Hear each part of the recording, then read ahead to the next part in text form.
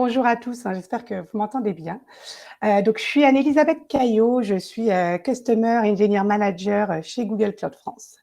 Déjà, merci à tous d'être là. Moi, je suis ravie en tout cas d'animer aujourd'hui ce meet-up Tech Rocks autour du DataOps et puis autour de cette question, le NoOps, y est-il devenu une réalité?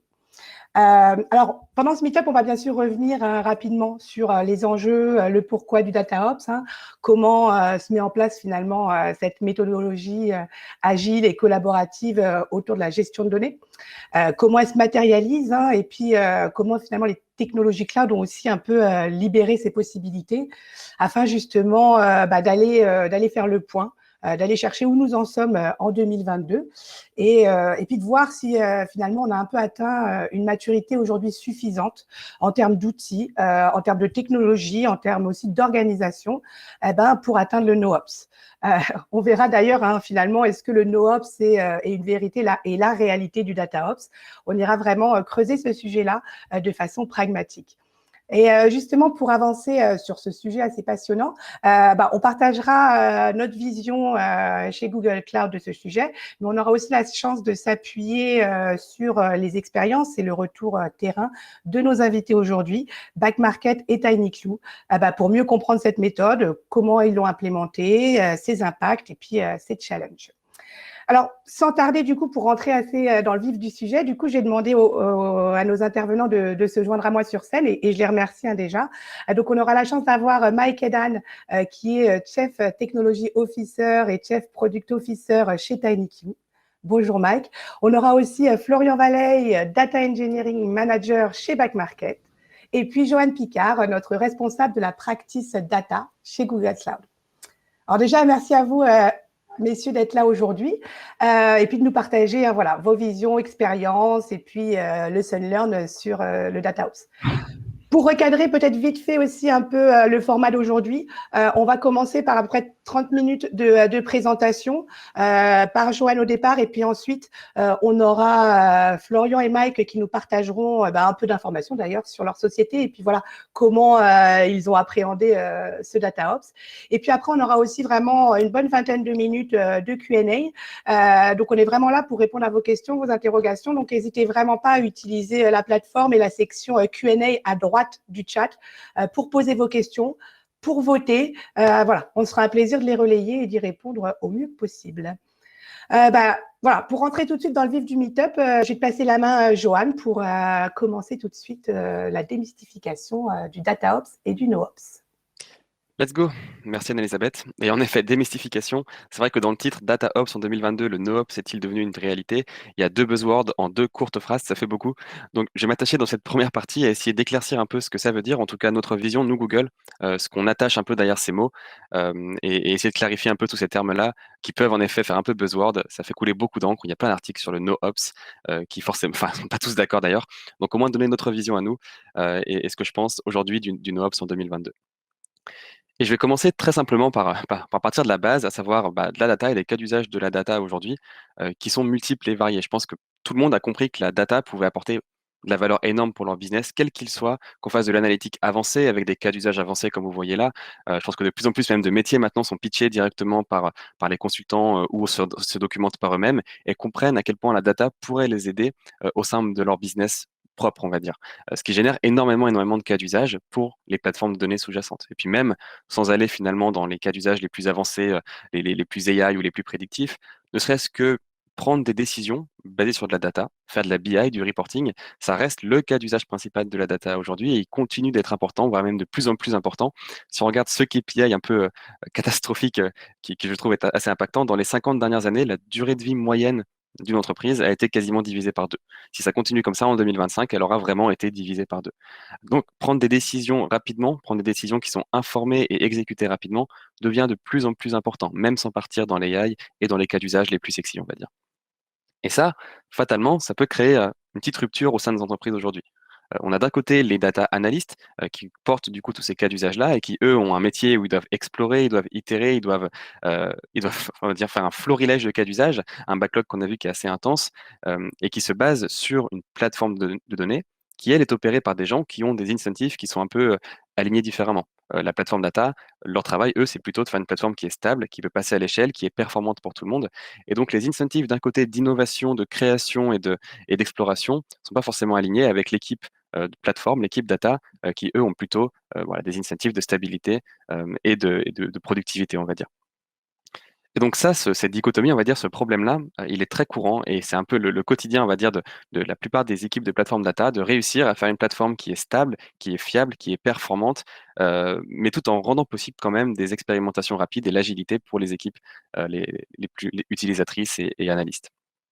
Et ce problème, il est complexe. Il est complexe pourquoi? Parce qu'on cherche ici à optimiser finalement deux équations qui sont vraiment aux antipodes l'une de l'autre. D'un côté, la plateforme IT, de l'autre côté, la rapidité business, qui sont dans des référentiels totalement différents. Et donc, les organisations traditionnelles des entreprises n'étant pas prêtes pour aller dans cette direction-là, on a cherché à trouver des approches qui vont aligner ces deux équations-là au plus possible euh, et un nouveau paradigme, on va dire, de travail. Et ces approches-là, c'est ce qu'on appelle l'approche Data Ops. D'accord? Donc, il peut avoir différentes définitions.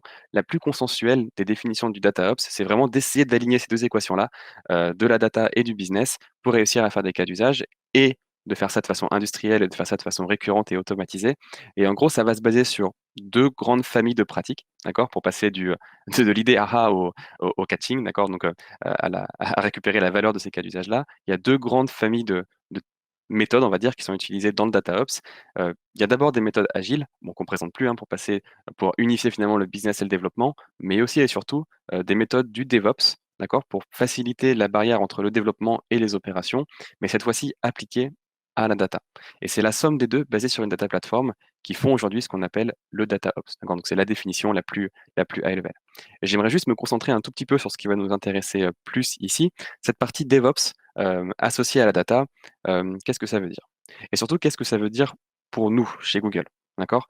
Vous le savez ou vous le savez pas, chez nous, on a ce qu'on appelle des S-séries. D'accord? Donc chez Google, Google Cloud ou en tout cas l'entité en général, on a créé ce modèle, ce framework-là qui est le modèle du S-série. Et en gros, c'est notre implémentation pleine d'opinions, d'accord? C'est notre version de DevOps. Quand on nous dit DevOps, nous, on comprend SRI. C'est comme ça qu'on a choisi de l'implémenter. D'accord? Donc, si on devait le faire en informatique, voilà, la classe SRI implémente l'interface DevOps. Et donc, c'est comme ça qu'on le voit. Et d'ailleurs, il n'y a pas que nous qui font ça maintenant. Facebook, Apple, Amazon, la plupart des entreprises maintenant ont des SRI, vraiment, qui est finalement une façon de faire du DevOps. Et nous, on fait du SRI aussi pour la data. On a des data SRI qui vont faire du DevOps à la data et donc participer à cet écosystème de DataOps.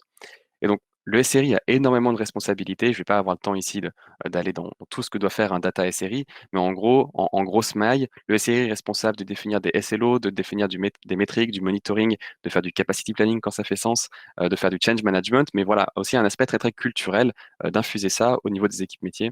Je vais passer un peu très rapidement là-dessus, mais il y a juste peut-être une chose que j'aime beaucoup, moi, dans la pratique SRI, et que je ne retrouve pas forcément chez tous nos clients ou globalement dans l'industrie, c'est que les SRI, ils fonctionnent très simplement avec un système de SLI, SLO, qui ne sont pas forcément implémentés, alors qu'ils sont implémentés dans le monde du DevOps, qui sont implémentés dans le monde de l'applicatif, mais qui, je trouve, tardent à gagner en maturité un peu dans le monde de la data. En gros, très simplement, les SRI, conjointement avec les utilisateurs finaux, vont définir pour tout cas d'usage data, pour toute plateforme data, un ensemble d'indicateurs qui peuvent être toutes variées, par exemple, le nombre de requêtes qui doivent s'exécuter en moins de 10 secondes, le nombre, enfin, enfin, le niveau de remplissage de telle colonne, un indicateur de qualité sur la donnée, un indicateur de fraîcheur de la donnée, un indicateur de disponibilité de la plateforme, tout un ensemble d'indicateurs qui sont vraiment focus, concentrés sur finalement l'utilisation qui va être faite de la plateforme et définie conjointement avec les utilisateurs. Et puis une fois qu'on a défini ces indicateurs-là, eh ben, on va leur mettre des objectifs. D'accord? Euh, d'accord? Donc, maintenant que j'ai défini, par exemple, que le temps de réponse de mes requêtes est importante, bah, je vais leur mettre un objectif. Je veux que 10% de mes requêtes seulement prennent plus de 10 secondes. D'accord? Et ça, on en fait un objectif, on en fait un contrat. D'accord? Et on en fait ce qu'on appelle un error budget. D'accord? Donc, si on prend, par exemple, 100% de disponibilité et qu'on définit une disponibilité à 99% pour mon entreprise, j'ai un error budget de 1%. Si je vous le matérialise un peu plus clairement, cette pratique-là du SRI, je vous le fais comme ça en étapes. Imaginons que voilà, la disponibilité de la plateforme soit l'objectif qu'on veut ici avoir. Et par exemple, on a un objectif que la plateforme soit disponible pour les utilisateurs 99,9% du temps. On a ce SLO-là. On va définir l'erreur budget en prenant 100% moins cette cible-là. Donc par exemple, ici, on a le droit d'avoir 0,1% de non-disponibilité. On peut le voir comme ça. Ce qui fait environ 43 minutes par mois, si on fait le calcul. D'accord? Et on va constamment, au fur et à mesure du temps, monitorer, et donc le monitoring est clé, il faut les bons outils pour ça, la disponibilité de ma plateforme et évaluer en permanence où je me situe par rapport à cet objectif-là. Et en fonction de ça, on va avoir trois décisions à prendre.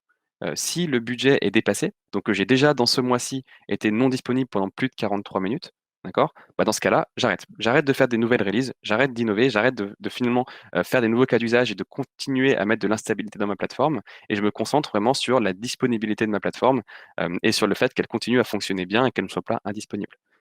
Si j'ai encore un peu de budget, que la plateforme a été indisponible que pour 20 minutes par exemple, dans ce cas-là, j'ai encore de la marge, je peux pousser des nouvelles releases, je peux mettre à jour, je peux développer des nouveaux cas d'usage qui risquent d'impacter cette disponibilité-là, mais c'est dans mon budget.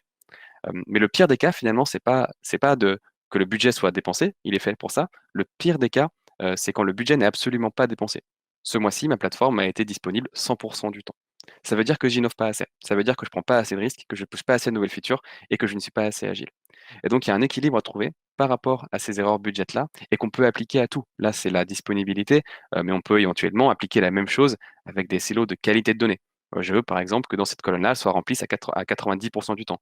Ou alors, je veux que mon indicateur de qualité moyen, qu'on peut définir ensemble, soit toujours au-dessus de 4 sur 5, par exemple. D'accord? Donc, on peut définir des indicateurs par rapport à l'utilisateur, par rapport à ce qui est important pour eux, les monitorer en permanence, créer un budget d'erreur par rapport à ces objectifs-là, les monitorer et s'assurer de les consommer le plus possible pour avoir un équilibre. Et donc là, on a enfin une équation qui marche pour tout le monde entre la stabilité et l'innovation. Donc c'est juste un des aspects du SRI et du DevOps appliqué à la data ici. Il y en a beaucoup d'autres, mais je pense que c'est déjà un grand pas en avant quand on commence à penser comme ça. Et donc finalement, est-ce que c'est aujourd'hui l'état de l'art? Est-ce que c'est le mieux qu'on puisse faire finalement? Est-ce que le DataOps avec du SRI à la place du DevOps, c'est l'état de l'art, c'est le Graal, on va dire, des plateformes data? Oui et non. C'est déjà une pratique qui est très avancée, que tout le monde ne fait pas, et d'ailleurs, il y a pas d'urgence à le faire, hein, c'est en fonction des impératifs de chacun. Donc c'est déjà quelque chose qui est très avancé, mais ça peut ne pas suffire à lui-même. Notamment si ma plateforme de données sous-jacente n'est pas prête pour ça. D'accord? Si les opérations de ma plateforme sont trop lourdes, si finalement tout mon budget est consommé pour juste garder les lumières allumées, et que dès que j'ai un problème, ça me prend des années ou des mois à le résoudre, d'accord? Fatalement, si ma plateforme n'est pas à la hauteur, on va dire, du modèle que j'ai mis par-dessus, si j'ai les meilleurs pilotes du monde, mais que mon véhicule se déplace lentement, je vais avoir du mal finalement à vraiment faire marcher ce modèle-là. Et donc ce modèle-là, il est en train d'évoluer finalement. Et il est en train d'évoluer parce que tourner une plateforme de data, c'est compliqué. C'est compliqué pour plein de raisons. C'est pas parce que les gens qui le font sont pas bons, loin de là. C'est parce que déjà, le marché est gigantesque. Une plateforme de données, c'est un peu ça. D'accord? Donc ça, c'est juste le panorama de tous les outils data, de tous les players dans le monde de la data en 2020. Il y en a moult, d'accord? Il y en a des dizaines. Et les plateformes de données, il faut qu'on arrive à les construire à partir de tout ça. Et puis tous ces produits-là ont des cycles de vie différents, des niveaux d'intégration différents, des niveaux de maturité différentes. Faire tourner une machinerie avec tout ça, c'est complexe. Surtout quand la plupart de ces outils-là ont un peu tous ces problèmes-là. Une plateforme de données, les opérations qu'on doit pouvoir gérer autour de façon la plus automatique possible, certes, mais ça va être la disponibilité, comme on l'a dit, ça va être le provisionnement des ressources, ça va être les tuning des performances, la mise en place du monitoring, le déploiement, la configuration. Ça prend énormément de temps finalement d'administrer une plateforme data. Et c'est pour ça que de plus en plus d'entreprises cherchent des solutions à ce problème-là pour rendre possible le DataOps de façon la plus élégante possible. Et de plus en plus de gens, maintenant, vont vers le cloud ou réfléchissent au cloud comme une des façons d'optimiser ça. Et c'est vrai que le cloud, intrinsèquement, dans sa forme la plus simple, optimise déjà beaucoup. La partie déploiement, la partie avoir des ressources plus facilement, c'est fatalement beaucoup plus facile sur le cloud, monitorer tout ça. Enfin, le cloud apporte beaucoup en termes de flexibilité, d'agilité. Il y a une bonne partie des tâches qu'on a vues juste avant qui sont lissées par le cloud, mais c'est pas non plus la réponse à tous les problèmes. C'est pas un Graal, c'est pas quelque chose qui va résoudre tous ces problèmes de data platform. Même si maintenant l'infrastructure est illimitée, le budget, lui, ne l'est pas forcément. Et donc, il faut continuer à monitorer ça et à optimiser non plus le déploiement, mais vraiment le coût des instances. Il reste encore beaucoup à faire sur la disponibilité des machines, la configuration, etc.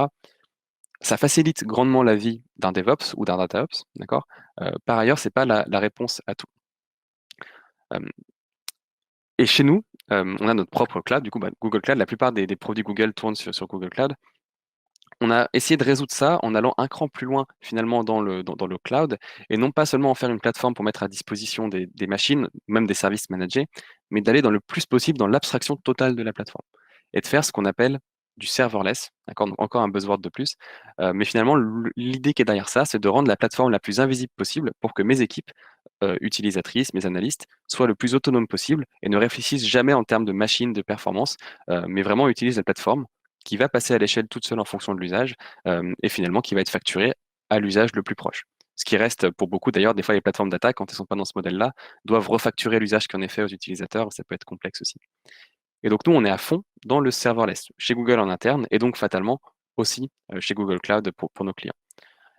Et le serverless, c'est encore un mot qu'on associe du coup au NoOps et je vais y venir, mais j'ai envie de débunker ce terme un peu de serverless qui peut être confusant. Je me rappelle au salon du Big Data, on avait un stand à l'époque où les stands étaient encore autorisés et quelqu'un était venu me parler et me dire bah, maintenant que vous faites du serverless, est-ce que vous allez arrêter avec les data centers? Et alors là, sur le coup, bah, je me suis retrouvé un peu con. Je savais pas quoi répondre à ça. Non, pas du tout. Bien sûr que non. L'idée, c'est d'abstraire la complexité de l'infrastructure pour l'utilisateur. C'est pas, bien sûr qu'il y a des serveurs dessous pour faire tourner tout ça. Donc la question m'a pris de court, mais en même temps, je la comprends. Serverless, c'est bizarre comme terme. Il n'y a pas de serveur.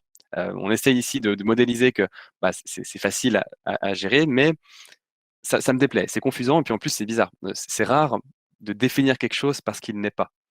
On fait jamais ça. Enfin, typiquement, moi, je suis humain, je ne suis pas wingless, d'accord?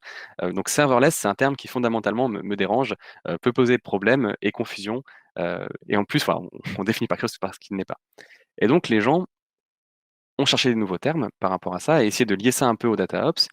Est apparu le terme de NoOps, d'accord? En mode, on fait plus du DataOps, maintenant on fait du NoOps, parce que la plateforme, elle est serverless, elle est auto-gérée, elle est auto-scalable, elle est auto-administrée, et donc finalement, maintenant on fait du NoOps. Mais ça me pose problème aussi un peu. Je pense qu'aujourd'hui, on n'y est pas du tout. Et je pense que fondamentalement, il y a un problème, c'est que si on remplace le DataOps par le NoOps, bah, on enlève toutes les bonnes pratiques que j'ai dit avant, qui elles n'ont rien à voir avec la technologie. Définir des budgets d'erreur, s'aligner avec les business. Finalement, si on définit DataOps par l'ensemble de bonnes pratiques pour que ma plateforme tourne, bah, j'ai pas envie de m'en séparer de ça. Le DataOps reste important. Et le NoOps, finalement, donne un peu l'idée qu'on n'a plus besoin de faire ça et que la technologie a résolu tout ça, ce qui aujourd'hui n'est pas le cas. Donc j'aime pas NoOps non plus. Et puis en plus, c'est encore un exemple de définir quelque chose parce qu'il n'est pas, ce qui me paraît tout aussi bizarre. Donc finalement, on est trouvé un peu coincé. On n'a pas trouvé finalement de terme un peu mieux. Donc on est resté sur serverless et on continue à parler de serverless. Si vous avez un nouveau terme, je prends. Mais pour l'instant, on va se satisfaire de celui-ci euh, et s'assurer de faire du DataOps, d'accord? Mais en utilisant au maximum le serverless. Et c'est ça, je pense, aujourd'hui, l'état de l'art, enfin la chose la plus avancée qu'on peut faire. Et ce serverless-là, c'est pas un mythe, c'est pas quelque chose, c'est pas Star Wars, c'est pas de la science-fiction. Le but, c'est vraiment d'automatiser au maximum la plateforme sous-jacente pour libérer le maximum de temps aux DevOps pour qu'ils puissent justement s'assurer d'avoir des budgets qui peuvent tenir. Et ce truc-là, c'est pas de la magie, c'est pas de la science-fiction. On a plein de clients, même des clients historiques, hein. Là, TinyClou et Backmarket vont parler qui sont des clients et des utilisateurs très avancés, très matures. Mais même dans les industries les moins matures, on trouve des gens qui sont capables d'en bénéficier. Par exemple, on a un retailer français traditionnel qui a monté une plateforme de données Google Cloud qui est de bout en bout et serverless. Il gère pas une seule machine, ça scale tout seul. Et puis au-delà de ce retailer-là et de cette plateforme-là qu'ils ont mis en place, on a des clients plus traditionnels comme Renault, par exemple, qui avaient un énorme data lake on-prem et qui ont choisi de passer au serverless sur le cloud. Et juste pour illustrer un peu ce côté un peu, voilà, faciliter les opérations, on va pas les enlever, on va pas faire du no-ops, mais faciliter les opérations. Ils ont une plateforme de data qui est entièrement serverless et qui est alimentée à partir de l'IoT de leurs différentes usines, de leurs différents capteurs, de leurs différents véhicules, pour plein de cas d'usage que je vais pas dérouler ici. Mais un point qui est important et, bon, et triste aussi, lors de la première vague du Covid, il y a 2 ans maintenant, ça aussi c'est triste, vous voyez en bas à droite l'impact que ça a eu sur la plateforme. Donc, pendant la première vague, ils ont dû fermer leurs 15 usines européennes pour protéger leurs collaborateurs, comme beaucoup d'autres industries. Et vous voyez en bas à droite, usine arrêtée égale plus de données IoT, égale consommation de la plateforme qui est instantanément descendue à même pas 5% de ce qu'elle était à charge nominale. Et ça, ils l'ont fait tout seuls. Ils n'ont pas eu à décommissionner des machines, ils n'ont pas eu à faire aucune tâche d'ops, d'accord, pour que ça arrive. Ils ont éteint la machine, plus de données qui arrivent, la plateforme scale down à quasiment zéro, les coûts scale down à quasiment zéro, instantanément. Et quand ils ont réouvert les usines, que les collaborateurs sont revenus et qu'on a redémarré les chaînes de production, la plateforme est remontée à charge automatiquement. D'accord? Et ça, c'est un exemple et on peut faire ça sans compromettre sur les performances ou la sécurité. On a des clients comme HSBC qui ont aussi des plateformes serverless qui leur permettent de faire ce qu'ils faisaient avec leur cluster jadis en 10 heures, maintenant en 30 minutes, dans un contexte qui est hautement régulé. Et donc, finalement, est-ce que c'est ça? Est-ce qu'on parle de NoOps, de DataOps, de serverless? Comment ça marche tout ça? Moi, je pense qu'aujourd'hui, la chose la plus avancée qu'on puisse faire, et je dis pas qu'il faut y être demain, sinon on a raté, hein, mais la chose la plus avancée aujourd'hui qui existe, et en tout cas que je vois implémenter, et c'est comme ça qu'on fonctionne chez nous, chez Google en interne, c'est de faire du DataOps et d'implémenter des bonnes pratiques qu'on pourra dérouler pendant les questions et on va voir comment d'autres le voient. Euh, mais de faire du data ops, d'avoir cet alignement entre les DevOps et les business users avec des mécanismes, le SRI en est un, les budgets d'erreur en sont un, mais des mécanismes pour aligner tout ça, le tout sur une plateforme qui laisse le plus de temps justement de se poser ces questions-là. Si on est la tête sous l'eau à essayer de faire maintenir la plateforme, on aura du mal à mettre en place ces méthodologies-là. Et donc je pense qu'aujourd'hui, le NoOps, on n'y est pas, c'est pas forcément un but en soi. Peut-être que la technologie, et on y travaille en vrai, se simplifiera encore plus, le monitoring sera encore plus automatisé, la définition de SLI sera encore plus automatisée. Nous, on commence à sortir des outils où le monitoring est drivé par des SLO. Donc, on va écrire des SLO business et le monitoring va entièrement se faire par rapport à ça et non plus en termes de CPU, de performance. Donc, on y va doucement. Je pense qu'aujourd'hui, le NoOps, c'est surtout un buzzword, c'est surtout quelque chose pour faire couler de l'encre, que le DataOps est loin d'être mort et qu'au contraire, il faut qu'on aille de plus en plus vers le DataOps, mais que si on veut s'outiller le mieux possible pour être capable de faire du DataOps, il faut une plateforme qui suive, euh, d'où le serverless euh, qu'on propose nous et que d'autres, d'ailleurs, le serverless a le vent en poupe aujourd'hui, hein. La plupart des éditeurs et des cloud providers commencent à sortir des fonctionnalités serverless pour venir enrichir la plateforme. Super, merci beaucoup Johan pour cette première introduction. Et puis je crois qu'après c'est Florian que tu vas prendre la main et voilà justement pour nous parler concrètement de comment vous avez mis ça en place et puis un peu de back market aussi et les différents acteurs justement avec lesquels vous travaillez. Bonjour à tous, merci Anne-Elisabeth. Donc, je suis Florian Ballet, je suis Data Engineering Manager chez Back Market. Prochaine slide, s'il te plaît, Johan. Tout d'abord, présenter Back Market. Donc, Back Market est une place de marché qui met en relation des consommateurs avec des reconditionneurs. Donc, on a été créé en 2014 avec 3 fondateurs et nous sommes aujourd'hui 600 employés qui travaillent avec 1500 marchands qui sont répartis dans 16 pays, donc principalement l'Europe et les États-Unis. Donc, notre mission, tout simplement, c'est de rendre inutile l'achat du neuf, en proposant des services ou des devices reconditionnés. Prochaine slide. Donc, je suis Data Engineering Manager au sein de Back Market dans le BOT, dans le bureau technologique, qui est une partie technique de Back Market, et plus principalement dans une tribu qui est la plateforme.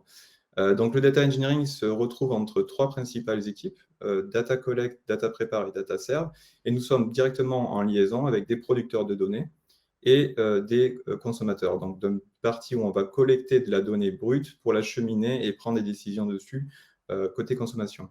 Donc, 3 équipes différentes avec 3 missions différentes. La première, Data Collect, est de découvrir et de récupérer de la donnée brute en provenance de différentes sources.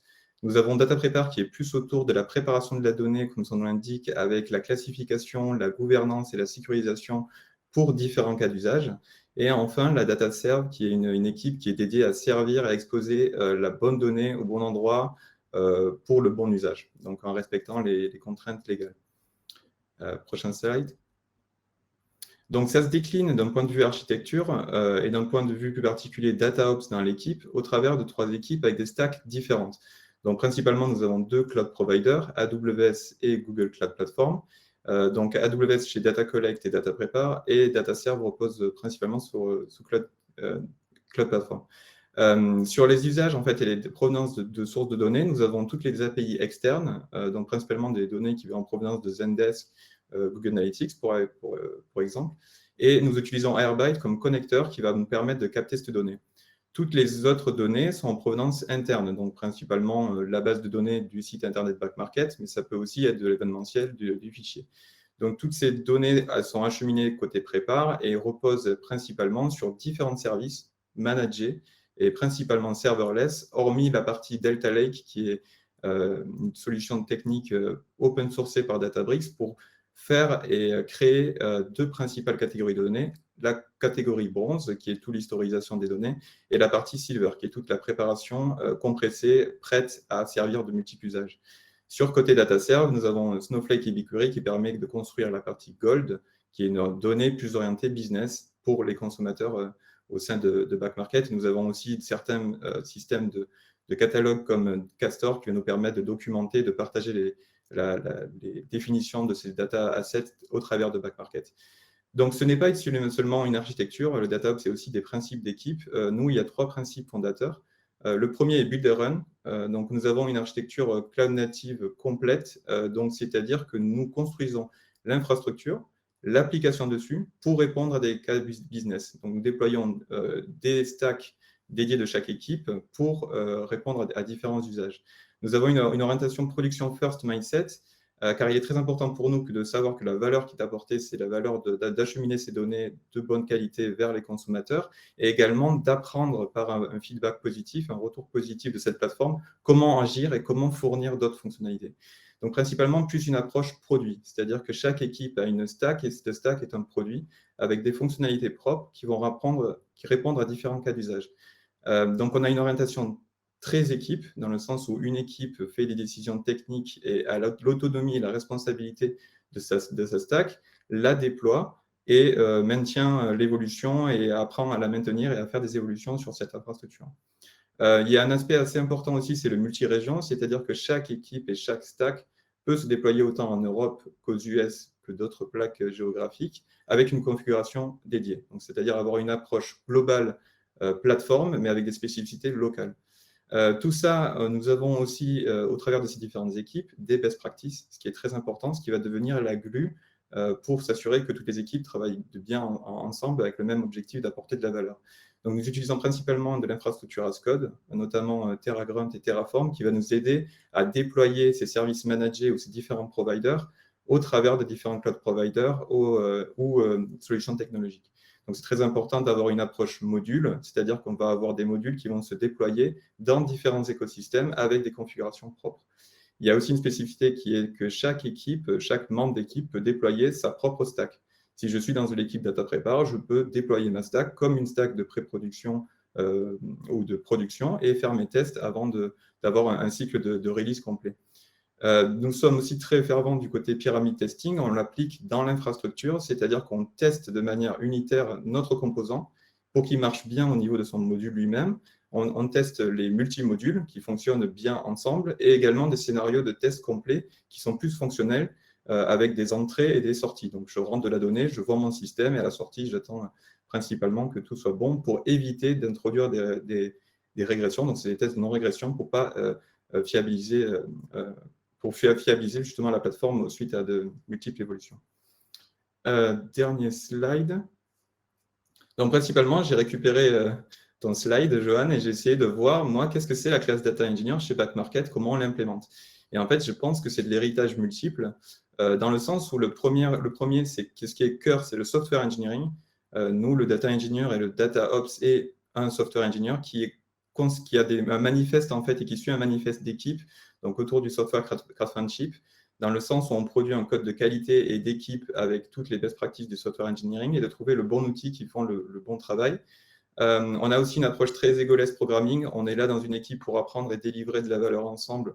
Donc, on a vraiment cette fondation qui est de dire on fait les décisions ensemble, mais on a l'autonomie et la responsabilité du DevOps, dans le sens où je construis, je design et je le mets en production. On a aussi cette partie infrastructure as code qui nous aide énormément à pouvoir manipuler différents providers avec un même socle et une même infrastructure qui est définie avec du code, donc avec du test, des reviews, du pair programming, toutes les bonnes pratiques qui sont issues aussi du software engineering. Il y a également la partie monitoring et alerting. Je pense que c'est très important d'avoir un cycle de retour pour prendre des actions et pour trouver ce qui va améliorer. C'est les retours autant d'un point de vue consommateur que d'un point de vue de la plateforme à elle seule. Et le dernier pilier qui est très important, c'est les data concepts. Le data engineer doit comprendre les mécanismes sous-jacents des services qu'il manipule.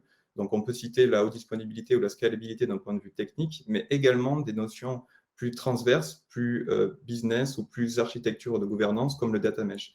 Donc, ça, c'est des choses qu'on surveille principalement dans les équipes pour qu'on ait ces 3 piliers qui nous permettent de faire du data engineering avec des plateformes qui sont dédiés à chacune des équipes de chez Back Market. Top, merci beaucoup Florian pour toutes ces informations. Mike, je te passe la main pour la suite et Ça un marche. peu plus d'informations sur la version TinyClose. Ça marche, merci beaucoup. Je suis ravi d'être là. Je vais parler un petit peu de ce qui est TinyClose, de comment on a structuré nos systèmes et pourquoi on a pris ces décisions, et ensuite des rôles DataOps, qu'est-ce que ça veut dire chez nous, et de manière à avoir une perspective par aspect très proche de celle de Florian, par approche un petit peu différente, et de pouvoir avoir un dialogue ensuite sur ces sujets. Je veux bien le prochain slide, s'il te plaît. Okay, donc, qui est TinyClose? TinyClose est un outil SaaS à destination des marketing qui met le deep learning dans les mains du customer marketing, c'est-à-dire un département marketing qui fait des campagnes marketing, que ce soit par email, par push, par Facebook Custom Audience et un tas de choses. Donc, on les aide à faire des meilleures campagnes et donc à augmenter le revenu par campagne, à trouver des opportunités de revenus, c'est-à-dire des sujets sur lesquels ils n'adressent pas dans leur plan marketing, et donc d'optimiser leur plan marketing. Et enfin, de lutter contre l'opt-out. Vous savez que dans toutes les communications, nos clients respectent l'opt-out et ils doivent finalement, de leur point de vue, pousser des produits pour répondre à leurs objectifs business, et tout en détruisant pas la valeur de leur base et donc en ayant un taux d'opt-out qui reste relativement faible. L'entreprise, on est à peu près 70, 35 à 40 dans l'équipe technologique, et on a des gros clients qui sont des gros retailers ou des grosses sociétés du voyage. C'est nos deux grosses verticales. Comment on fait ça? Et ça, c'est notre particularité, c'est qu'on récupère les first parties de tous nos clients, que ce soit les logs d'achat, les logs d'interaction, que ce soit les logs d'interaction des page views, des email logs, des push logs, le catalogue produit et puis la base CRM. Donc, ça fait pas mal de données qu'on doit gérer, manipuler, fois le nombre de nos clients.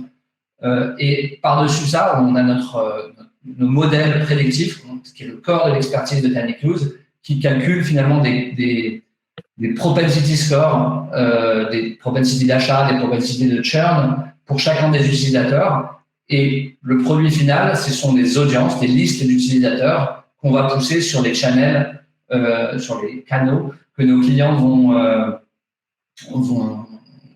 activer. Désolé pour les anglicismes, c'est condamné aux États-Unis. Voilà. Tu veux bien le prochain slide, Johan, s'il te plaît? Je vais revenir un petit peu sur notre architecture et comment on est arrivé là. Tu parlais, Johan, tout à l'heure du serverless. C'est clairement un parti pris qu'on a pris. Moi, je suis arrivé chez TinyClose il y a presque 3 ans. On a toujours été cloud natif parce que l'entreprise s'est créée au moment où le cloud existait déjà. Par contre, on avait une approche plus cloud basics, des VM, des clusters ECS sur AWS, ou des clusters Kubernetes pour certains des composants. Moi, je viens d'un monde où, au début de ma carrière, il y a quelques années, on gérait des clusters Hadoop avec 250 nodes et des gens qui allaient dans les machines pour les upgrader. Ça nous prenait peut-être la moitié de notre temps. Donc, j'ai bien souri quand tu parlais du chemin, Johan. Et finalement, en étant cloud native, on peut quand même se perdre dans ces chemins-là. Souvent, on oublie que dans du cloud natif, je peux faire un peu tout ce que je veux à différents niveaux de la stack. Et suivant le niveau où je vais le faire, je vais devoir avoir un coût de DevOps qui est différent. Et donc, rapidement, on avait pris un pari de dire, en fait, il y a plein d'endroits où notre cœur de métier, c'est de créer des modèles prédictifs, créer une plateforme de données scalable, etc. Ça serait un autre métier. Comme on est une équipe tech d'environ une trentaine de personnes, on n'arrivera pas à la scaler pour finalement gérer 150 clients fois 10 à 15 flux de données qui arrivent chez nous de manière quotidienne. Et donc, on a fait le pari du serverless. Un mot là-dessus, souvent, dans mes expériences passées, on regarde le coût de manière un petit peu biaisée. C'est-à-dire que si on regarde le coût des infrastructures, évidemment, on peut trouver que le coût d'un serverless, ça va être plus élevé. Ce qu'on oublie de compter là-dedans, c'est l'opportunity cost. C'est-à-dire que le temps que je vais mettre à faire cette chose-là, c'est du temps que je ne vais pas utiliser pour délivrer de la valeur pour mes clients ou faire un nouveau use case ou développer une nouvelle fonctionnalité de mon produit. Et ce coût, c'est probablement le coût le plus important, plus que la différence de prix entre mon service interne, ma VM et mon serverless. Et l'autre chose, c'est on ne peut pas être un expert partout. Et moi, je parle d'une expérience personnelle. Quand on a commencé à déployer, donc on avait un cluster Presto dans notre infrastructure précédente. Bon, on a fait des erreurs d'implémentation de cluster Presto, donc on a eu des données qui étaient répliquées dans plusieurs zones. Un use case dont on n'avait pas besoin, ça nous a coûté plusieurs dizaines de milliers d'euros pour de coûts de data transfert qu'on aurait pu éviter si on avait fait du serverless. Donc voilà, 3 leviers qui ont drivé cette décision finalement. L'expérience d'avoir la moitié de ma bande passante utilisée pour faire de la maintenance de machine, le fait qu'on sous-estime le coût du opportunity cost et que le serverless nous abstrait de ça, et ne pas sous-estimer le cœur d'expertise. Le cœur d'expertise de Daniklu, c'est de construire des modèles prédictifs sur les données first party des clients. Et concrètement, notre infrastructure, elle se présente sur ce diagramme. Donc, on a les données qui arrivent de nos clients, soit par du cloud storage, soit par du SFTP qui est proxyé sur du cloud storage vers Fuse. On a des cloud functions qui vont uploader les données dans BigQuery. Et ensuite, tout le layer de manipulation, de transformation de données, on utilise un outil qui s'appelle DBT, qu'on orchestre via Composer. Et donc, tous nos workflows de gestion de données et ensuite tous nos workflows de training, de scoring, de création des tables d'analytics sont orchestrés par Composer, mais grosso modo en faisant des fonctions DBT à plusieurs niveaux. Et enfin, pour la partie training et le scoring, un appel sur Vertex. Alors, ça s'appelle plus AI Platform, ça s'appelle Vertex AI, mais c'est la même chose. Ça, c'est des plateformes managées. Nous, on utilise des images TensorFlow qu'on construit nous-mêmes. C'est là notre cœur d'expertise. Et pour aller même plus loin, on essaie finalement de construire ces modèles et ensuite de les déployer sur BigQML. Pour la même raison, finalement, de dire, moi, si je dois scorer tous les utilisateurs de la Fnac, je ne veux pas avoir à m'occuper de savoir comment je vais avoir à scaler ce cluster finalement pour y arriver. J'aimerais dire, voilà l'image TensorFlow, fais-moi une prédiction sur tous les utilisateurs de la Fnac pour la probabilité d'acheter tel produit. Et l'engine BigQuery va me faire ses scores et avoir un response time qui est pour le coup même pas linéaire, qui est complètement presque bandé dans le temps. Voilà. Je vais passer sur le prochain slide. Comment on s'organise et qu'est-ce que ça veut dire DataOps chez Daniklu? Alors, il se trouve qu'on avait un rôle depuis très très longtemps, depuis l'entreprise a 10 ans, et il y avait un rôle DataOps chez Daniklu depuis tout ce temps-là. Finalement, à un moment où les outils n'existaient pas vraiment. Et donc, le job de DataOps, c'était un job d'interaction avec nos clients. Donc, dans ton diagramme, Yoann, finalement, c'est le lien entre le business et la partie technique. Finalement, ils disent, je vais regarder les données que je vais recevoir de mes clients et essayer de faire rentrer ces ronds dans les carrés daniklusiens. Et donc, d'organiser des workshops avec nos clients, faire en sorte de faire un petit peu de normalisation de données. Et puis, évidemment, tout le support de ces data pipelines. Data pipeline, c'est comme un tuyau de plomberie. De temps en temps, ça fuit. Il faut rattraper les données. Il y a des données qui vont changer. Nous, on voit le cas souvent chez des clients où le schéma de données change. Donc, on va y venir. Ça fait partie des évolutions. On arrive à détecter ces choses-là, mais il y a quand même des opérations à faire là-dessus. Et évidemment, c'est le bras technique qui interagit avec les clients. Dès que les clients ont des questions sur « mais c'est bizarre, je vois ça », c'est l'équipe DataOps qui va répondre à ces besoins. Et tout à droite, on a une équipe qui s'appelle qui est finalement composée de Data Engineer et de DevOps qui correspondait presque plus au scope de DataOps tel qu'on l'a défini mes co-speakers, puisqu'on développe des nouveaux pipelines et on est responsable en prod de les troubleshooter, de vérifier que tout se passe bien. Un point très très important, et on va y revenir j'imagine dans la partie Q&A, c'est que dans des data pipelines, l'importance de ce que c'est qu'un data test, quel est le contrat d'entrée et de sortie est hyper important. Et c'est une pratique où on a besoin à la fois d'avoir du data engineer et du DevOps pour pouvoir faire du bon boulot. Évidemment, il y a toute la partie support de cette data infrastructure. Alors, elle est beaucoup plus simple dans le monde serverless qu'on a choisi que dans notre monde précédent où on gérait des clusters Kubernetes, mais on a du Composer autoscalé, on a du Dataflow et on a du BigQuery où on n'a finalement pas grand-chose à faire. Mais cette équipe intervient en tant que tier 3 sur tous les problèmes potentiels qu'on peut avoir chez des clients. Et enfin, pareil que chez Backmarket, on a un gros focus sur la partie infrastructure as code qui nous permet finalement de gérer un scope beaucoup plus large de technologie avec beaucoup moins de gens, puisqu'on a des modules qui nous permettent de répliquer différentes choses. Donc, il y a tout un socle de terraformation. Et j'ai rajouté un deuxième point, c'est qu'on a découvert, et on va y revenir dans le changement de culture entre DevOps et Data Engineering, c'est que finalement, la CI dans des pipelines de données, elle est vraiment différente d'une CI de software. Et donc, c'est une pratique à part. Et vous allez me dire, je n'ai pas parlé de la colonne du milieu. Donc, ça, c'est un nouveau rôle chez TinyCluse, qui est une évolution de notre rôle de DataOps. C'est que finalement, comme nous, on fait des pipelines prédictives, on a eu besoin de séparer les deux métiers. Le métier de vérifier que la donnée est là et disponible et qu'elle est consommable. Et ensuite, la deuxième partie, qui est de dire, nous, on a nos moteurs prédictifs. Il y a plein de paramètres, que ce soit du hyperparameter tuning, des paramètres qu'on est capable de configurer dans notre système, de regarder ce qui se passe et pourquoi la qualité des prédictions a pu baisser à un certain moment. Et donc, ce support de pipeline prédictive, c'est une troisième fonction qu'on appelle Applied Data Science, qui s'assoit vraiment entre les deux mondes. C'est-à-dire que il y a des outils qui sont créés par l'équipe de Data Engineering pour les supporter, et c'est une équipe qui arrive en support de l'équipe DataOps quand il y a un problème chez les clients. Super. Merci beaucoup, Mike. Merci beaucoup, Florian et Joanne. On va peut-être passer tout de suite sur la partie Q&A parce que je vois qu'il y en a déjà un peu dans le pipe, si je peux dire. Et puis, on avait aussi des sujets sur lesquels on voulait échanger. Il y en a une qui a eu reçu pas mal de votes. On va peut-être commencer par celle-là et qui est autour des bonnes pratiques de DataOps, justement, pour assurer la non-régression de traitement de données de bout en bout. Alors, tu en parlais un peu tout à l'heure, Florian. Je ne sais pas lequel de vous veut commencer.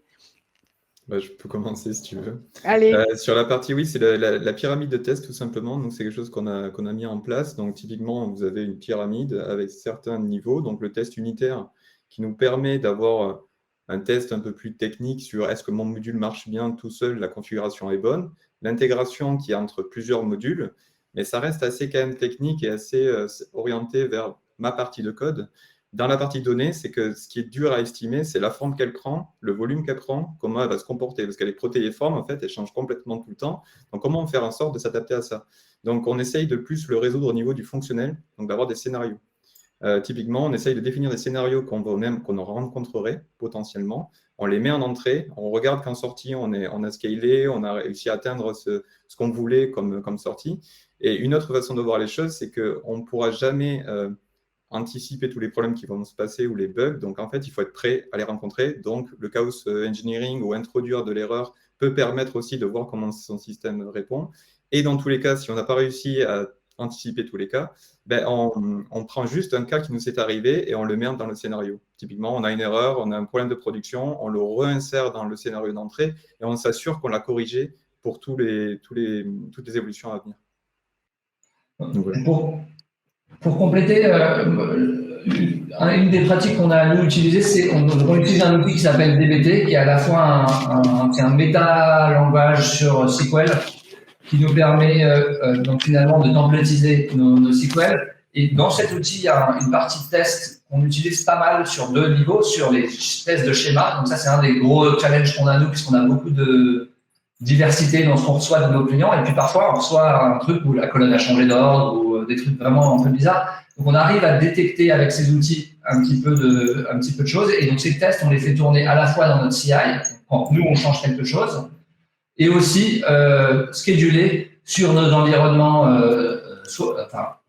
pour une partie sur les environnements de prod et évidemment sur l'environnement de staging. Ça nous permet de détecter des scénarios et comme Florian, en fait, finalement, à chaque fois qu'on a un incident, on va compléter notre batterie de tests automatique.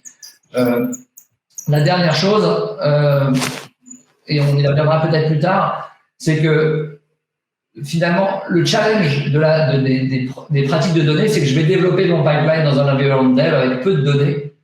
Et en vrai, il y a aussi des problèmes dans les data pipelines qui arrivent avec soit le volume de données, soit et donc ces problèmes, pour pouvoir les répliquer en staging ou dans un environnement contrôlé, on a mis en place des mécanismes qui nous permettent de copier la donnée prod de manière régulière et donc de replayer la prod dans un environnement contrôlé.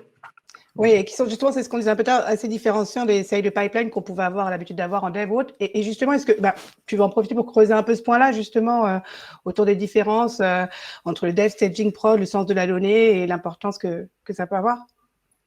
Oui, bien sûr. Et c'est là où le DevOps, donc en software craftsmanship classique, on va dire, on a une séparation très très claire. Si on pousse le truc à l'extrême, on va avoir des VPC complètement séparés entre mon dev, mon staging et ma prod. Et là, ça devient un peu compliqué quand on fait de la donnée, puisque moi, j'aimerais bien en staging pouvoir replayer la donnée de Slack pour vérifier que tel scénario va bien passer sur la donnée de Slack. Et dans des scénarios un peu rigides, c'est un petit peu compliqué. Et c'est encore plus vrai dans la partie AI, puisque pour traîner un modèle, j'ai besoin de le traîner sur toute la profondeur de données de production de mon client. Et donc, finalement, il y a deux choses qui ont besoin d'être poreuses dans mes environnements.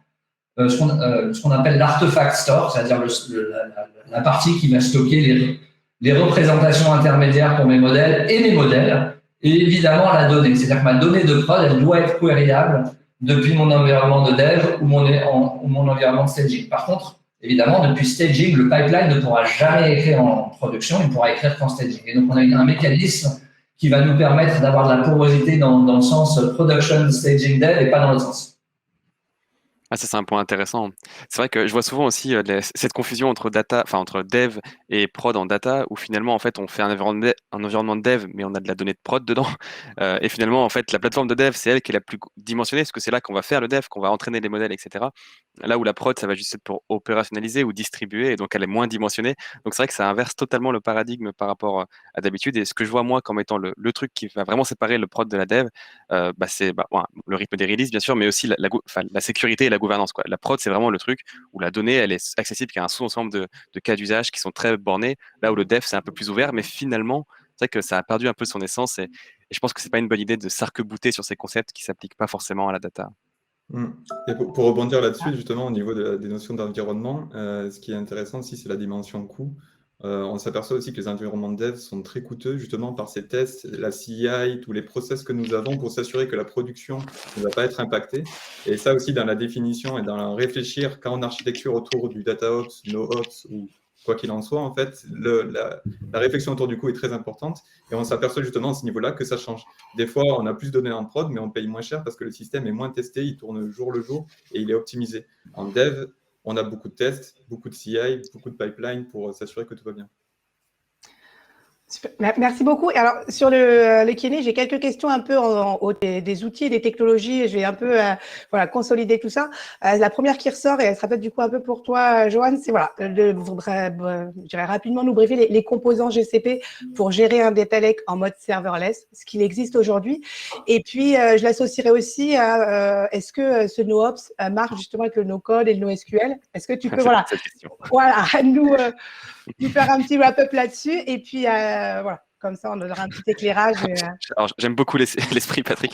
Je vais répondre à celle d'avant de Robin. Donc rapidement, les composants GCP, on en a illustré quelques-uns. En gros, les data lakes de nos jours, alors pareil, on va pas sortir dans la définition de ce qu'un data lake versus un data mesh et compagnie, mais en gros, ça va tourner autour de BigQuery, notamment pour tout ce qui est données structurées, accès à la donnée, batch de données exprimé en SQL. On va avoir Cloud Storage pour tout ce qui va être gestion des fichiers, stockage des fichiers, qui les deux étant serverless et totalement autoscalable. Pour les parties plus data lake qui viennent du monde Hadoop, si je l'entends comme ça, on fait aussi du serverless avec Spark Serverless. Donc on peut lancer des pipelines Spark qui vont tourner de façon entièrement serverless dans un mesh de ressources dans le cloud. Et on a des solutions très managées pour faire des clusters Hadoop temporaires, des choses comme ça, qui sont un petit peu moins serverless, mais qui permettent une compatibilité avec le monde Hadoop existant. On a des architectures de référence, je t'invite à les regarder sur le site web. Et dans tous les cas, dans ceux d'éclat, tu en trouveras plusieurs déjà. Oui, tout à fait. Puis on sera de toute façon aussi dans les salons après, si vous voulez vraiment préciser ces questions-là. Et puis du coup, je rebondirai un peu là-dessus pour peut-être aussi aller, Mike et Florian, sur vous l'avez perçu comment du coup l'impact du cloud? On parlait tout à l'heure avec du serverless et de ce que ça amène en agilité d'infrastructure, mais même pour aller plus loin en termes d'organisation d'équipe, voilà, je pense que ça peut être aussi intéressant de voir tout ce que ça a apporté et challenger peut-être aussi. Alors, je peux commencer, Mike, si tu veux. Je vais rebondir sur ce que tu disais juste avant, en fait, qui était très intéressant pour moi. Cette dimension où on était un peu avec des architectures très dures à maintenir, avec beaucoup d'équipes. Moi, je travaillais souvent avec 3-4 équipes différentes, sur des infrastructures différentes, avec des changements de disques à certains niveaux sur certaines machines. Et du coup, on trouvait ça hyper compliqué. Et quand on est arrivé avec une approche un peu plus cloud native comme TinyClux, avec des systèmes à disposition, pour moi, ça a été le gros changement dans le sens où on avait une capacité, un impact qu'on n'a jamais eu. C'est-à-dire que l'équipe est capable de déployer, maintenir et de nombreux outils différents. Donc, il faut quand même comprendre comment les mécanismes sous-jacents marchent. On en parlait avec les notions de sécurité, de réseau et de comment tout ça se goupille. Mais pour moi, ça a été le plus gros changement que j'ai aperçu. Et après, c'est toute la philosophie un peu plus de comment travailler ensemble sur l'infrastructure. Donc ça, c'est des choses qui étaient très isolées avec des équipes dédiées à un outil. Maintenant, c'est plus, OK, on a plusieurs outils. Donc, comment on réfléchit à des nouveaux façons de penser, comme voilà, l'autonomie, la responsabilité, le fait le chaos engineering, le testing, etc. Toutes ces dimensions qu'on avait moins vues avant ou de manière plus locale. Pour compléter un peu ce que tu dis, effectivement, il y a donc historiquement chez TinyClux, on avait une équipe DevOps qui était vraiment pas séparée de l'équipe Data Engineering. Et le pari qu'on a fait, c'est de dire en fait, en important ces deux genres de compétences dans la même équipe, donc sur les mêmes problématiques, qu'on va arriver au meilleur des deux mondes. Ça a été long et compliqué, puisque un DevOps qui est le garant de la sécurité, c'est pas possible d'avoir la donnée qui est poreuse entre les systèmes ou des artefacts stores qui sont accessibles à tout le monde. Et au fur et à mesure du travailler ensemble, on s'est rendu compte que c'était indispensable pour pouvoir délivrer notre valeur de manière cost-effective. Et donc, on a commencé à mettre en place ce genre de système. Pareil sur l'infrastructure as code, on a essayé de dire finalement, tout le monde doit pouvoir opérer de l'infrastructure as code, alors pas en prod évidemment, mais sur les autres systèmes. Et donc, cette compétence qu'il y avait à créer du Terraform, etc., finalement, elle a été disséminée dans les organisations de manière à ce que chacun soit un petit peu indépendant, avec évidemment le support en compétences de l'équipe DevOps, et donc tout le monde monte en compétence sur cette partie-là. On n'y est pas complètement encore, hein. C'est un journey, c'est un voyage. Nous, l'environnement parfait où je suis capable de tester les données de tel client, pas en prod, j'ai encore du boulot. Merci. Peut-être, attends, Anne-Elisabeth, avant qu'on parte sur la question de Bruno pour Florian sur la complexité du multi-cloud, juste pour répondre à Patrick et sa question humoristique, est-ce que le no-ops marche avec le no-code et le no-SQL? Je te fais une no-answer, oui. Voilà, donc ensuite, Bruno, pour Back Market, le multi-cloud, AWS et GCP n'ajoutent-ils pas de complexité ou de latence? Vas-y. Ouais, c'est pour répondre à l'approche multi-cloud. En fait, je pense qu'on est multi-cloud par défaut, dans le sens où on utilise dans tous les systèmes qu'on est, on utilise différents cloud providers. Donc, on a vu par exemple le cas de Ivan, qui est notre Kafka, on va dire, managé. Il se lance dans AWS. On est sur GCP, on va utiliser un système qui est BigQuery. Donc, c'est vrai qu'il y a une certaine approche sur le multi-cloud, mais qui répond à différents usages. En fait, le AWS est très lié avec notre population un peu plus back-end, infra existante à Back Market. Et nous avons une autre population qui est plus orientée sur des systèmes analytics, usage, BigQuery et certains systèmes qui rentrent plus dans ce cas d'usage. Il y a aussi plusieurs équipes qui travaillent directement déjà sur GCP. Donc la complicité, elle est là, oui, mais elle est déjà là avec différents systèmes. Sur la latence, aujourd'hui, on n'en aperçoit pas. On réfléchit surtout à une approche de ce comme tu évoquais, Johan, en fait, on essaye de réfléchir aux SLA, en fait. Quels sont les datasets critiques chez Back Market? Quels sont les SLA associés? Et notre but, c'est de les délivrer en temps et à heure aux consommateurs, en fait. Donc, on a une approche vraiment qui est orientée plus usage que performance à tout prix sur des systèmes qui arrivent et qui tapent fort en entrée. Et vous avez des data products avec des SLA et des tribus. Vous êtes déjà à fond dans le data mesh. Ça pourrait être le sujet d'un autre. On essaye. Ça pourrait être le sujet d'un autre talk sur des buzzwords. Data mesh, il est sympa. Data mesh est un gros buzzword. Peut-être rajouter un mot sur le multi-cloud. Donc, nous, on est multi-cloud par transition, finalement, puisqu'on était nativement, exclusivement sur AWS il y a 1 an et demi, et que là, on est un petit peu entre les deux. Donc, bon, nous, on a fait un parti pris assez fort là-dessus. Cela dit, on avait des hypothèses sur. Donc, nous, on a un métier où on a besoin de transférer finalement pas mal de données, puisqu'on va avoir des. Et finalement, là, on est sur un monde hybride où aujourd'hui, j'ai encore des pipelines qui tournent sur AWS, mais qui font des queries de données sur BigQuery. On avait très peur des coûts de network. Alors, on a moins le problème de latence parce que c'est le train et que c'est donc asynchrone. On avait des gros problèmes, des grosses peurs sur le volume de transfert. Et finalement, sur la grosse photo, 10 000 pieds, finalement, ça ne représente pas grand-chose par rapport à notre structure de coût actuelle. Donc, j'ai envie de dire, si je devais, dans ma future carrière, avoir une approche, je vais prendre le meilleur système pour le use case que j'ai besoin de faire, parce que finalement, toute cette connectivité, elle devient tellement plus facile qu'elle pouvait l'être il y a 5-10 ans. C'est vrai, Mike, sur ça, on a eu la même analyse. On s'est dit AWS GCP, de suite, c'est le coût d'externalité des données en fait qui va vraiment être impactant. On ne pourra pas le faire. Donc, on a fait des estimations et des estimations très fortes dans le sens je prends toutes mes données et je les déplace tous les jours. Ouais. Et en fait, en tirant des indicateurs comme ça très démentiels, en fait, on s'est rendu compte que ce n'était pas ça le véritable problème. Il y a plus des problèmes, on va dire, de connaissances en termes d'équipe, une connaissance GCP, une connaissance AWS, mais ça, avec des bonnes pratiques, ça peut se faire avec des scopes liés aux équipes aussi. Et par usage, je pense qu'on peut y arriver. Mais en effet, ce n'était pas du tout le cas bloquant qu'on a rencontré. Ouais, nous, on aime beaucoup, on n'a pas de problème avec le multicloud en général. D'ailleurs, BigQuery, il tourne aussi sur AWS. Et de base, l'égress à partir de BigQuery est gratuit. Donc, vous faites des requêtes à partir d'un truc qui est sur AWS sur BigQuery directement. L'égress, vous le payez même pas. Bien sûr, si vous transférez des fichiers à partir de GCS vers S3, par exemple, ça, vous le payez. Mais les requêtes à partir de BigQuery multicloud sont gratuites aussi. Enfin, la partie égress. Super. Bah, écoutez, merci en tout cas, Mike, Florian, Joanne, pour échange d'intervention. De toute façon, on retrouve tout le monde après, je pense, dans les salons pour voilà, plus de questions. Merci du coup pour vos partages. Je pense qu'on a un peu quand même répondu et avancé sur le chemin du NoOps. Hein, et je trouve que ce qui ressort quand même, c'est qu'en effet, il y a une vraie importance de se focaliser sur les SLA, les SAI, sur les usages, beaucoup plus finalement que les Ops. Alors, il y a vraiment une stratégie avec les technologies cloud et serverless d'aller chercher cette abstraction pour garder le bon focus. Et puis, on voit bien aussi, et peut-être qu'il y aura plus de questions dans les salons, qu'il y a aussi un vrai impact et challenge organisationnel au niveau des rôles et que c'est aussi ces briques-là qu'il faut penser. On a aujourd'hui la maturité, je pense, suffisante en termes de technologie et de solutions pour apporter les briques techniques derrière pour porter tout ça. Donc, merci beaucoup. Merci aussi aux participants pour les questions, les échanges. On est on time et du coup, il y aura Joanne, Florian, Mike, moi-même et également Sabi Treifi que je remercie, qui est un spécialiste data aussi chez Google Cloud, qui nous a aidé à préparer tout ce meet-up et qui sera également dans les salons pour répondre à toutes vos questions et puis échanger aussi avec vous si vous avez besoin qu'on vous accompagne dans la mise en place de ces plateformes. On l'a vu, on parle de maturité de solutions. Il y a aussi des maturités un peu en termes d'organisation d'entreprise pour jumper sur ces sujets-là. Donc, ravi de vous accompagner là-dedans. Merci. Eh bien, à table virtuelle, j'entends. Voilà. Merci.